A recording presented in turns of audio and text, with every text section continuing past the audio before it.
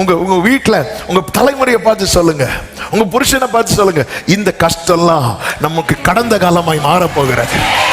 ஆமே ஆமே ஆமே ஹல்லேலூயா. இந்த வேதனை எல்லாம் என்னுடைய என்னுடைய என்னுடைய பிளாஷ்பேக்கா மாறப்போகுது, என்னுடைய பாஸ்டா மாறப்போகுது. ஆமே ஆமேன் சொல்லுங்க பார்க்கலாம். அவன் அவன் கொடி சுவர் மேல் பாடரும். இது காட்ஸ் பிளான். உங்க ஃபியூச்சர் சத்துரு போடுற திட்டம் அல்ல, உங்க ஃபியூச்சர் கர்த்தர் போட்ட திட்டம்.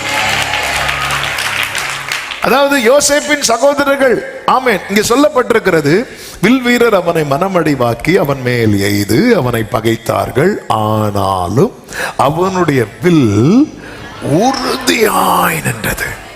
அவன் புயங்கள் யாக்கோபுடைய வல்லவரின் கரங்களால் பலத்தன.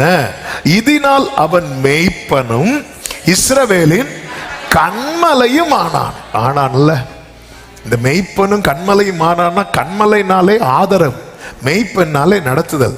கடைசியில் குடும்பத்துக்கு ஆதரவா இருந்து நடத்துனது யாருதான்? இதுதான் காட்ஸ் பிளான். ஹல்லேலூயா. நீங்க நல்லா கவனிச்சீங்கன்னா தெரியும், சகோதரர்கள் எல்லாம் யோசேப்பை தவிர்க்க நினைத்தார்கள். ஆனா கர்த்தருடைய திட்டம் என்ன தெரியுமா? இந்த குடும்பத்துக்கு அவன் தவிர்க்கப்பட முடியாதவனாய் கர்த்தர் மாற்றி விட்டார். இன்னைக்கு இந்த வார்த்தை கேட்கிற சில உள்ளங்களோடு இயேசுவின் நாமத்திலே சொல்லுகிறேன், இன்று உங்களை தவிர்க்கிறவர்களுக்கு கர்த்தர் உங்களை தவிர்க்கப்பட முடியாத நம்புறவங்க மட்டும் ஆமென் சொல்லுங்க பார்க்கலாம். ஹல்லேலூயா. உங்களை தவிர்க்கிறவர்களுக்கு, ஜனங்கள் மோசையை தவிர்த்தார்கள். என்ன சொல்லி தவிர்த்தார்கள் என்றால், உன்னெல்லாம் எங்களுக்கு அதிகாரியாக நியமித்தது யார்? இப்படி தவிர்த்த ஜனங்களுக்கு தானே கர்த்தர் மோசைய அதிகாரியாகவே தலைவராகவே நியமித்தார். அதன் அடையாளம் தான் 40 வருஷம் வனாந்திரத்தில் மோசையை யாருமே தேடி வரல.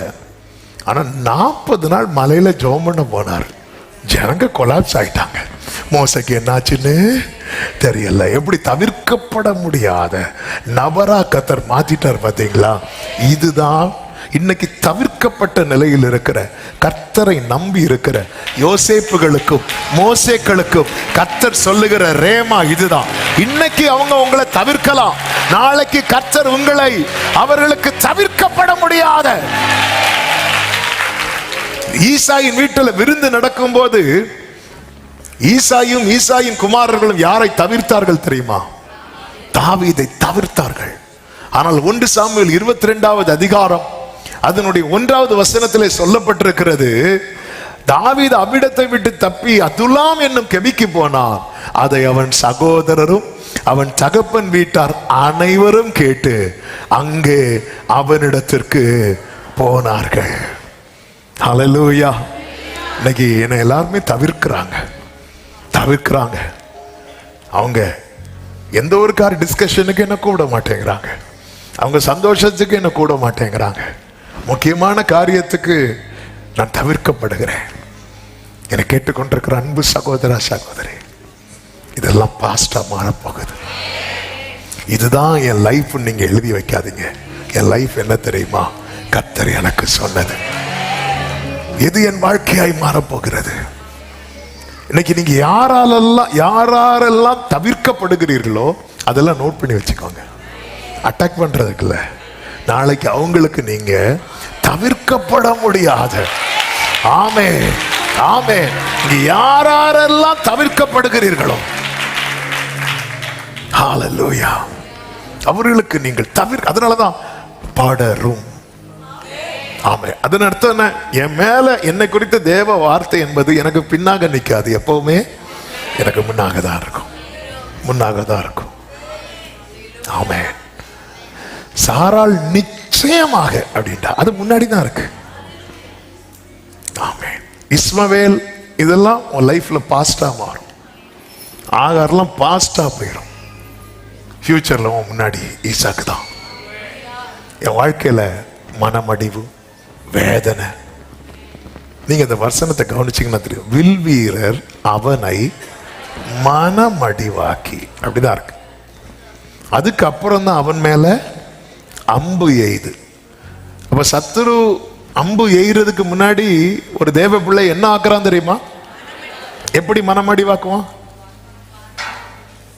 ஒரு திருக்குறள் உண்டுல்ல, தீனால் சுட்ட புண் உள்ளா. என்ன இப்படி வசனம் என்னைக்கா சொல்றீங்களா? இப்ப அடுத்து இருக்கு பாரு, ஆறாதே பரவாயில்ல சொல்லுங்க.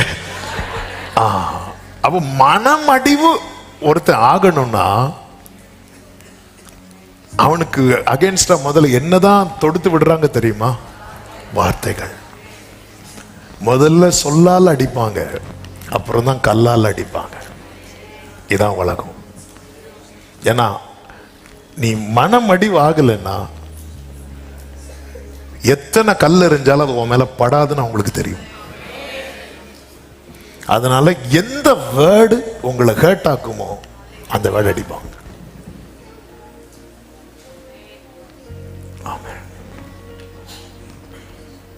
மனமடிவு எந்த அளவுக்கு மனமடி வாக்கிட்டா யோசேப்பின் வஸ்திரத்தை பறித்து கிழிப்பது சகோதரர்களுக்கு ரொம்ப ஈஸி. எப்படிங்க இருக்கும்? அண்ணான்னு சொல்லிட்டு யோசேப்பு ஓடி இருப்பான்ல, அண்ணதான் அப்படி கேட்டிருப்பாங்க பாருங்க, அங்கேயே நின்றுப்பான்.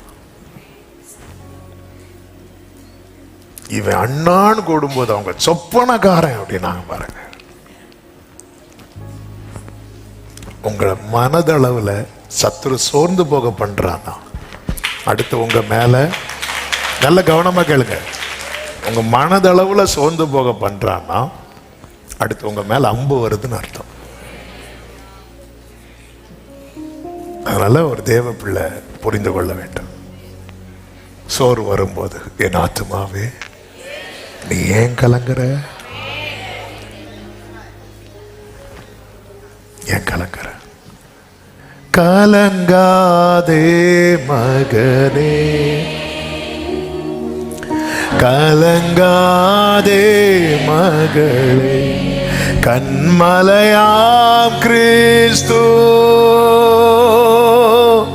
கைவிடவே மாட்டார், கைவிட ஆமென், கைவிட.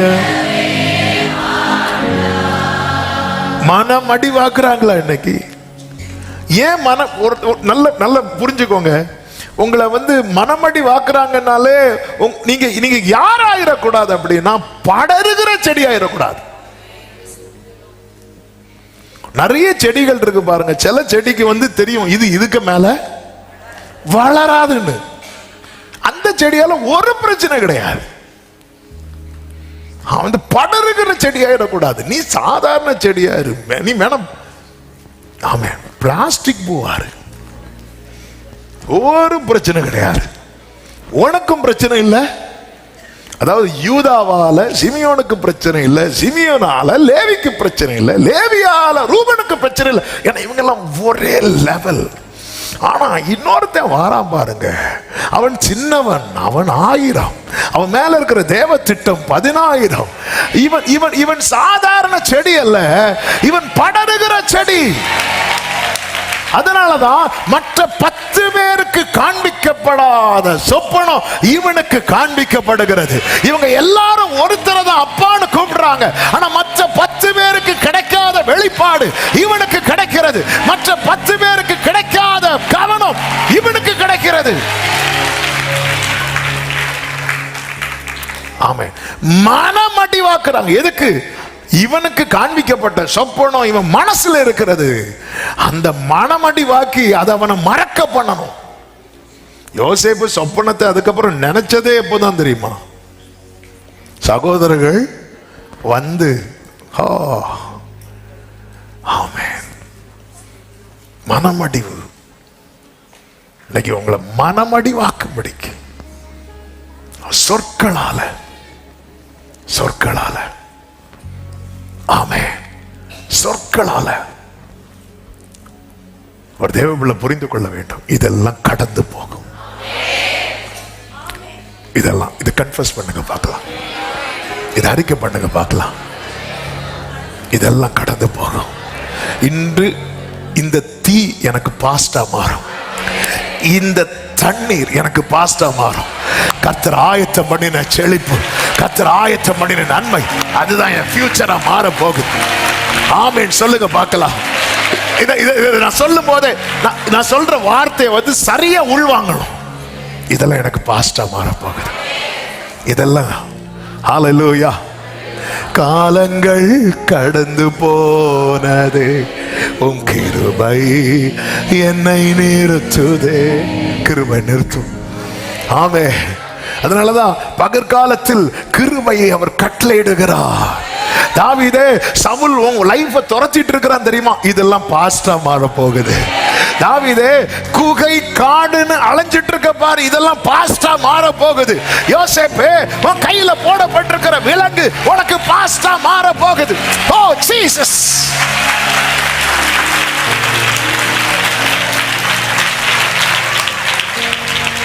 ஆமென். லேயாள் எதுவரைக்கும் அற்பமாய் பார்க்கப்பட்டாள்? லேயாள் அற்பமா பார்த்தது யாரு? ராகேல். அதே லேயாளை பார்த்து ராகேல் என்ன பட்டாள் இருக்கும் தெரியுமா? பொறாமைப்பட்டாள். இதுதான் கர்த்தர். இன்னைக்கு நீ அற்பமா பார்க்கப்படுற பாரு, இது பாஸ்ட் ஆகும். என் ஆண்டவர் நினைச்சா அவர் தம்முடைய ஊழியக்காரருடைய வார்த்தையை நிலைப்படுத்தி, ஆமென், அந்த கொடி படரும், அந்த கொடி படரும். இந்த கொடி வந்து அதனாலதான் நீங்க யோசேப்பை பிளஸ் பண்ணும்போது மட்டும் நீங்க புதிய பாடல எல்லாம் பார்க்கும்போது மனாசே கோத்திரம் இப்படி கொண்டு வரோம். அது படரக்கூடியது. மீதி எல்லாம் யூதா பென்யமீன் அப்படி சொல்றோம். யோசேப்பு சொல்லும் போது மட்டும் மனாசே. எல்லாருக்கும் மேல ஒரு கை வைக்கப்பட்டது. யோசேப்பு வரும்போது ரெண்டு கையா கிராஸ். இது சிலுவையில சம்பாதித்த கூட்டம். இது படரும். ஆண்டவர் எனக்கு அகைன்ஸ்டா இவங்க எல்லாம் இப்படி சொன்னாங்க ஆண்டவரே. ஆமென். அதாவது யோசேப்பின் சகோதரர்களுக்கு யோசேப்பு போட்ட பல வர்ண அங்கி மேட்டர் கிடையாது. யோசேப்பு பார்த்த சொப்பனம் தான் மேட்டர். நீங்க என்ன நினைச்சிட்டு இருக்கிறீங்க? இதுல கை வைக்கிறான். ஆனா நம்ம பார்வை என்ன தெரியுமா? பல வர்ண அங்கே தான் அவங்க என்ன பண்றாங்க, கிழிக்கிறாங்க. இங்க பல வர்ண அங்கி மேட்டர் கிடையாது. ஆமென். சொப்பனம் தான் மேட்டர். கை வைக்கிறது நம்ம சம்பளத்துல கை வைக்கலாம், நம்ம சரீரத்துல கை வைக்கலாம், இப்படிதான் கை வைப்பான். ஆனா இது மேட்டர் கிடையாது. பல வர்ண அங்கி தான் மேட்டர்னா கிழிக்காம அவங்க பங்கு போட்டு எடுத்திருக்கலாம்ல. ஒரு நாள் நான் ஒடுக்கிறேன், இன்னொரு நாள் அது அவங்களுக்கு மேட்டர் கிடையாது. ஆமா, உன் வேலையில கை வைக்கிறது சாத்தானுக்கு மேட்டர் கிடையாது. உன் சரீரத்துல கை வைக்கிறது சாத்தானுக்கு மேட்டர் கிடையாது. யோசேப்பு வரும்போது சகோதரர்கள் என்ன யார் வாரான்னு சொன்னாங்க தெரியுமா? சொப்பனக்கார வாரா. ஏரோது குழந்தைய கொன்னா நினைக்கிறீங்களா? ஏரோதுட்ட போய் கேட்கலாமா, நீ யாரப்பா கொல்ல போனேன்னா நம்ம கிட்ட சொல்லுவோம், பாவம் 2 வயசு கீழே உள்ள குழந்தைகளை கொல்றான். அவன் சொல்லுவான், நான் ராஜாவை கொல்ல போறேன்பா. ஆமா, உன்கிட்ட ஒண்ணு இல்லாம இருந்தாலும் சத்துரு உன்னை தொடர காரணம் என்ன தெரியுமா? நீ பலவர்ண அங்கி போட்டது மேட்டர் கிடையாது. நம்ம என்ன நினைக்க தெரியுமா? நான் ஒரு நல்ல ட்ரெஸ் போட்டுற கூடாது, உடனே நான் ஒரு நல்ல ட்ரெஸ் போட்டுற கூடாது, எங்க வீட்டுல கொஞ்சம் கறி மணத்துற கூடாது, உடனே. அதனால மேக்சிமம் ஜன்னல் எல்லாத்தையும் க்ளோஸ் பண்ணி கடைசியில் மூச்சு முட்டி, பாஸ்டர் மூச்சுட முடியல பாஸ்டர். ஏன், என்னாச்சு? மனம் வெளியே போயிடும். எங்க மனமோ இது மேட்ரு. நம்ம என்ன நம்ம ஐயோ இது இல்லை, நான் ஏதாவது வாங்கிடக்கூடாது, நான் ஏதாவது வாங்கினாலே அவங்களுக்கு உன் மேல அவர் ஒரு திட்டம் வச்சிருக்கிறார். இதுதான் மேட்ரு, இதுதான் மேட்டர். பலவர்ண அங்கி அவங்கள பாதிக்கல. ஹல்லேலூயா. சாஸ்திரிகள் ஒரு குழந்தை பிறந்திருக்கு நாங்க பார்க்க வரோம்னு சொல்லி இருந்தா, ஏரோது gift கொடுத்து அனுப்பியிருப்பான். ராஜா எங்க? இந்த திட்டம் வெளிப்படுத்தப்பட்டது பாருங்க. திட்டம் மேக்ஸிமம் வெளிப்படுத்துறதே நம்ம தான். ஆமே. அது வரைக்கும் ஏரோது குழந்தை பிறந்தது ஏரோதுக்கு எப்படி தெரியும்? சாஸ்திரிகளுக்கு எப்படி தெரிஞ்சது? நட்சத்திரம் மேய்ப்பர்களுக்கு எப்படி தெரிஞ்சது? ஏரோதுக்கு எப்படி தெரிஞ்சது? நம்ம தான் வாட்ஸ்அப்லயும் போட்டோ அடிச்சு ஏரோதுகளுக்கெல்லாம் அனுப்பி விடுவோம்ல. அவ்வளோ பிரச்சனைக்கும் இன்னைக்கு இவங்க இப்படி பேசிட்டாங்க, அவங்க அப்படி பேசிட்டாங்கன்னு ஏரோதுகள்லாம் பிரச்சனை பண்றதுக்கு காரணமே யாருதான்? அவங்கள வந்து வீடியோ எடுக்கிறாங்க. இல்ல இவ்வளோ பிரச்சனை எல்லாத்தையும் செஞ்சுட்டு ஒன்றும் தெரியாம வந்து பிள்ளையும் அதன் தாயையும் கண்டு பிள்ளையை வழங்கி திருப்பி ஏன்னா அவனுக்கு வந்துட்டு ராஜா உடனே அவனுக்கு டிஸ்டர்ப் ஆகுது பாருங்க. டிஸ்டர்ப் ஆகுது. அவன் ஒரு தேவ பிள்ளை, கனித்தரு செடி. உங்க மேல தேவ திட்டம் இருக்குன்னு வைங்களேன், அது சாத்தானை டிஸ்டர்ப் பண்ணிட்டே இருக்கும். டிஸ்டர்ப் பண்ணிட்டே இருக்கும். அது அவனை டிஸ்டர்ப் பண்ணிட்டே. நீங்க ஒண்ணுமே செய்ய மாட்டீங்க. ஏரோதுக்கும் யோசேப்பு மரியாளுக்கும் என்னங்க சம்பந்தம்? அவங்க பாட்டுக்கு சத்திரத்துல கூட இடம் இல்லாம முன்னணியில கடத்தி வச்சு ஏரோதுட்ட மேட்ரு போகும்போது வீட்டுல இருக்கிறாங்க. ஒரு 2 வயசுக்குள்ள இருக்கும். ஏன்னா சாஸ்திரிகள் நட்சத்திரத்தை பார்த்து வர்றதுக்கு அவங்க ஃப்ளைட்ல வந்தாலே ஒரு நாள் தாண்டும். அவங்க ஒட்டகத்துல வராங்க, நடந்து வந்திருப்பாங்க. இப்படி 4 திசையிலிருந்து வந்து ஒரு குறிப்பிட்ட இடத்துல இவர்கள் கூடி ஒருமித்து வருகிறார்கள். டைம் எடுத்து மேக்சிமம் ஒரு 2. அதனாலதான் 2 வயசுக்கு உட்பட்ட குழந்தைகளை கொல்லுங்க அப்படின்னு சொல்லிட்டு ஏரோது என்ன பண்ணுவார்னா, மெய்ப்பர்கள் வந்து பார்க்கும்போது பிள்ளை முன்னணியத்தில் இருக்கும். அது பிறந்த டைம் பார்த்தது. சாஸ்திரிகள் வந்து பார்க்கும்போது பிள்ளை வீட்டில் இருக்கு. அப்போ ஒரு மேக்சிமம் 2 அந்த காலத்தை எப்போ எந்த டைம் இந்த நட்சத்திரத்தை பார்த்தீங்க? அப்போ மேக்சிமம் பிள்ளைக்கு எத்தனை வயசு இருக்கும்? 2 வயசு இருக்கும். 2 வயசுக்கு உட்பட்ட குழந்தைய என்ன பண்ணணும்? நம்ம சண்டே ஸ்கூல் ஆனிவர்சரியில் எல்லாத்தையும் ஒரே டைம் முடிச்சிருவோம். இல்லைன்னா 2 வருஷம் வெயிட் பண்ணணும். அதனால தான் ஒரே இதை பார்த்துட்டு ஒரே டைம் எல்லாரும் வந்து நின்னாங்கன்னு சொல்லி முடிச்சிருவோம் எல்லாத்தையும். ஆமென். அவன் பார்த்தது குழந்தை அல்ல, அவன் பார்த்தது ராஜாவை. ஆண்டவரே, என் சகோதரர்கள் எனக்கு இப்படி பண்றாங்களே, இது வேற. சத்துரு அவர்களை பயன்படுத்தினார். ஆனால் என்ன விஷயம் அப்படின்னா, அவங்க போட்ட பிளான், அவங்க நினைச்சது ஸ்பாட்ல நடக்குது, ஆனா அவர் நினைத்தது ஃபியூச்சர்ல நடக்குது. இதுதான் ரேமா. அவங்க நினைக்கிறது ஸ்பாட்ல அந்த டைம் நடக்குது. எதுக்கு தெரியுமா? அவர் நினைத்தது ஃபியூச்சர்ல நடக்க. கொஞ்சம் யோசித்து பாருங்க. யோசேப்பு எங்க போய் ஆகணும்? எகிப்துக்கு போய் ஆகணும். சகோதரர்களும் எங்க போய் ஆகணும்? எகிப்துக்கு போய் ஆகணும். கர்த்தர் யாரை முன்னாடி அனுப்பினார்? யோசேப்பை.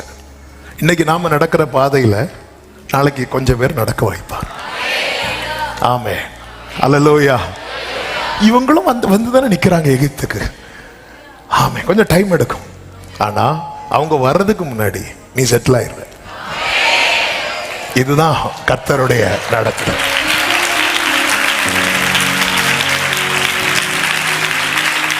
கொஞ்சம் யோசித்து பாருங்க. யோசேப்பு சிறையில் இருக்கும்போது இந்த சகோதரர்கள் ஆகாரம் வாங்க வந்து நிற்கும் போது, சிறை அவன் அடிமை தானே, அவனை வச்சு என்ன வேலையும் வைக்கலாமே. அவனை வச்சு தானியம் எடுத்து கொடுக்குற வேலையை வைக்கிறாங்கன்னு வைங்களேன், அந்த அடிமை வஸ்திரம் போட்டு எடுத்து கொடுத்துட்டு இருப்பான். அப்போ அவனை பார்த்தாலே தெரியும் இது யாரு? யோசேப்பு. இப்போ பார்த்தா தெரியாது, ஏன்னா ஆளே மாறிட்டார். ஆமே. கர்த்தர் அப்படி ஆமே ஞானிகளை தான் வெட்கப்படுத்துவாரே தவிர உங்க மேல இருக்கிற தேவ திட்டம். ஆமே ஆமே. ஆண்டவரே, சில சொல்லுவாங்க பாரு, அவங்களுக்கு என்ன கஷ்டம் வந்திருக்கு, அவங்க பின்னாடி வர போறாங்க. ஃபர்ஸ்ட் யோபுக்கு வந்த பிரச்சனை அடுத்து யாருக்கு தெரியுமா வர இருந்துச்சு? நண்பர்களுக்கு. ஆனா அதுக்கு முன்னாடி யார் செட்டில் ஆயிட்டா தெரியுமா? அதனால நண்பர்கள் என்ன செய்யப்பட்டார்கள்? காக்கப்பட்டார்கள். யோசேப்புக்கு இருந்த பிரச்சனை இனி யாருக்கு வரப்போகுது தெரியுமா? சகோதரர்களுக்கு வரப்போகுது. ஆனா அதுக்கு முன்னாடி கர்த்தர் அந்த பாதையில யார் நடத்துறாரு? யோசேப்பை நடத்தி என்ன ஆக்கிட்டாரு? செட்டில் ஆக்கிட்டார். பக்கத்துல 2 பேர் கைப்பிடிச்சு சொல்லுங்க, செட்டில் ஆக்கிடுவாரு. ஆமே, செட்டில் ஆக்கிடுவாரு. ஆமே. சிலருக்கு இந்த குளிர்ல ஒரு கட்டில் கிடைச்சா கட்டில் செட்டில் ஆக்கிட்டாரு. அதுக்கப்புறம் தான் யார் வாரா தெரியுமா? சகோதரர்கள் வந்து நிக்கிறாங்க. ஐயா அப்படி வந்து நிக்கிறாங்க. யோசேப்பு பார்க்கிறாரு, என்ன ஆண்டவருங்க. ஹல்லேலூயா. நீர் குறித்ததை யாரால் தடுத்திடக்கூடும்? நீர் உரைத்ததை யாரால் மறுத்திடக்கூடும்? நீர் குறித்ததை யாரால் தடுத்திடக்கூடும்? நீர் உரைத்ததை ஆமே. நீர் குறித்ததை அழிப்பவன் இல்லை. ஓ, குறித்ததை அழிப்பவன் இல்லை. கைகளை உயர்த்தி சொல்லுவோம், வல்லமை நிறைந்த வார்த்தையா